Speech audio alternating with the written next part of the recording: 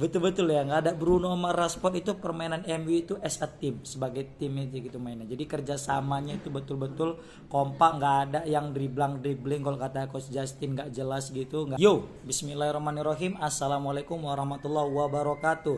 Alhamdulillahirobbilalamin. Wassalatu ala nabi. Kembali lagi bersama saya Syaputra kemarin di channel kita ini. Nah, jadi pada kesempatan kali ini kita mau bahas pertandingan MU versus Crystal Palace di ajang Carabao Cup tadi malam.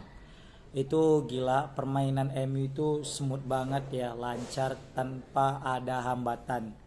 Ini mungkin kalau aku bilang efek nggak ada Bruno dengan Rashford. Betul-betul ya, nggak ada Bruno sama Rashford itu permainan MU itu as a team, sebagai tim aja gitu mainnya. Jadi kerjasamanya itu betul-betul kompak, nggak ada yang dribbling kalau kata Coach Justin nggak jelas gitu, nggak ada. Semua main untuk kebutuhan tim. Satu yang aku soroti adalah peran daripada Sofyan Amrabat tuh ya, itu gila, keren banget tadi malam mainnya. Nggak ada satupun pemain West Ham, nggak ada satupun pemain Crystal Palace itu bisa lewat tadi malam itu sama si Amrabat. Itu Amrabat itu main padahal tadi malam sebagai back kiri ya, back kiri, back kanan itu Dalot, baru tengah ada Varane sama Maguire. Amrabat nih gila, ini kayak pecahan MU yang seharusnya hilang sekarang ditemukan. Di babak kedua juga dia itu masuk kan main lagi, terus juga masuk Lindelof untuk gantikan posisi dia. Duet Amrabat sama Casemiro itu gila, totalitas banget tanpa batas. Casemiro itu mainnya asik banget tadi malam ya, gara-gara ada Amrabat juga mungkin yang backup dia. Jadi ketika lewat maka ada Amrabat. Itu gila, tadi malam itu Amrabat satu pun gak ada yang lewat guys. Serius, dari sisi kiri pertahanan MU itu semua habis diblok sama dia. Dan satu lagi, dia dimanapun berada, dimana-mana ada si Amrabat. Jadi bola itu meskipun daerah sisi kanan dia ada, di sisi tengah dia ada, di sisi kiri dia ada, di belakang ada, di depan ada. Ini gila, capeknya itu kayak Pak Jisung kayak kawan ini, gila. Itu yang pertama tentang Amrabat. Yang kedua dari Maguire sendiri, alhamdulillah itu gila. Maguire tadi malam juga bagus ya, clearance-nya juga bagus, nggak ada kesalahan-kesalahan fatal yang pernah dia melakukan lah, baik itu di timnas Inggris maupun di Manchester United itu sendiri. Tapi yang jelas tadi malam itu satu penyelamatan Maguire. Mungkin kalau misalnya nggak ada Maguire saat itu dapat umpan silang, mungkin kalau nggak ada itu Maguire saat itu, mungkin itu pasti akan jadi gol. Tapi ada clearance dari Maguire, Crystal Palace gagal untuk mencetak gol. Itu makanya Maguire tuh tadi malam keren mainnya. Begitu juga Varane juga keren ya. Pokoknya kita ball position itu kita menguasai pertandingan betul. Kita nggak mengandalkan serangan balik, betul-betul menguasai pertandingan. Kita menang dengan meyakinkan pokoknya. Baru juga Dalot juga tadi malam itu main aduhai ya. Dalam artian dia juga sering bangun serangan dari belakang, dari sayap sebelah kanan khususnya. Ya, dengan Pelestri dia duet, baru juga masuk dengan Casemiro, dengan siapa ya, Hannibal juga. Pokoknya kalau aku lihat itu tadi malam itu si Dalot itu betul-betul memanfaatkan keahliannya sebagai fullback, back kanan yang betul-betul untuk bantu serangan. Crossingnya juga aduhai. Kan gol pertama itu assist dari dia, ya kan, hasil kerja sama 1-2 dengan Pelestri, terus dia bisa kasih assist, baru Garnacho bisa nyetak gol. Itu terkejut juga ya nengok Garnacho starting line up masuk sebagai pemain inti tapi bisa langsung nyetel. Biasanya tuh kan Garnacho ini tipe pemain super sub ya. Jadi kalau dia main di awal itu nggak jago, tapi main di akhir, babak-babak akhir gitu dia bisa jago nyetak gol dan pecah kebuntuan gitu kan.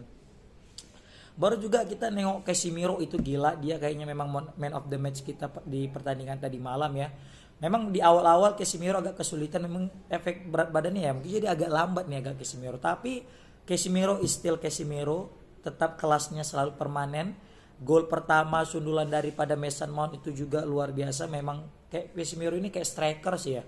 Di saat striker MU itu busuk, pasti dia hadir untuk memecahkan kebuntuan. Baru juga gol kedua daripada gol pertama Martial ya, gol ketiga ya, itu yang dicetak Martial juga berkat kontribusi daripada Casemiro. Itu tadi betul-betul ya, Casemiro itu Umpan-umpannya tuh manis sekali, manja betul. Itu kayak serasa kita ngeliat Kevin De Bruyne. Padahal Casemiro posisinya gelandang bertahan, tapi kelasnya untuk mengumpan itu kayak 11-12 kayak Kevin De Bruyne guys. Serius gila. Baru juga lini tengahnya itu dengan diisi dengan Mason Mount juga lebih hidup. Nggak tahu ya, kalau Mount main bareng dengan Bruno Fernandes itu nggak cocok kayaknya, mungkin karena satu posisi ya. Tapi tadi malam itu Mason Mount bebas banget mainnya, enak, fluid banget ya, flow banget. Pokoknya slow, santai. Bahkan itu Pelestri kalau bisa dia memanfaatkan peluang assist daripada si Mason Mount itu aturannya udah bisa lebih daripada 1-0, bukan 1-0 tapi udah 2-0 saat itu. Tapi Pelestri gugup ya, itulah mungkin jam terbang ya. Jadi dapat peluang kosong, udah face to face sama kiper tapi di tackle sama back lawan karena memang Pelestri lama mengambil keputusan. Jadi Mason Mount keren walaupun di babak kedua diganti, tapi di babak pertama itu luar biasa, habis cedera langsung top chair ya kan. Assist kan dia tuh ya dari yang bisa nyetak gol Casemiro. Baru selanjutnya tuh si Hannibal ya. Hannibal tuh wah gila, itu calon masa depan MU. Asik mainnya, juga dia nggak egois ya. Main as a team itu tadi, oper 1-2-1-2 itu betul. Martial itu betul-betul sebagai pembimbing untuk adik-adiknya ya. Kayak Hannibal, Pelestri sama Garnacho itu betul-betul dibimbing sama Martial di situ. Kenapa?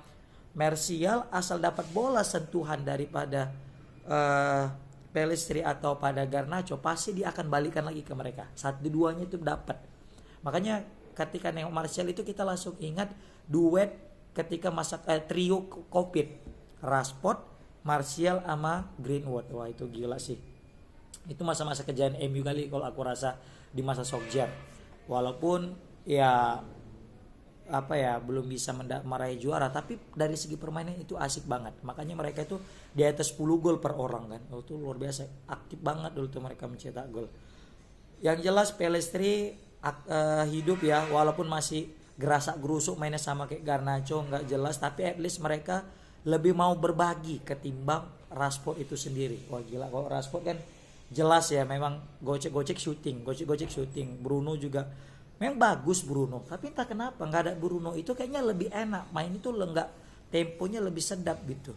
Saya nggak tahu ya, mungkin itu pandangan aku sendiri sih ya kan. Mungkin nggak tahu lah untuk kawan-kawan yang lain gimana tentang pertandingan tadi malam. Mungkin bisa komen di kolom komentar, kita saling tukar pikiran kan.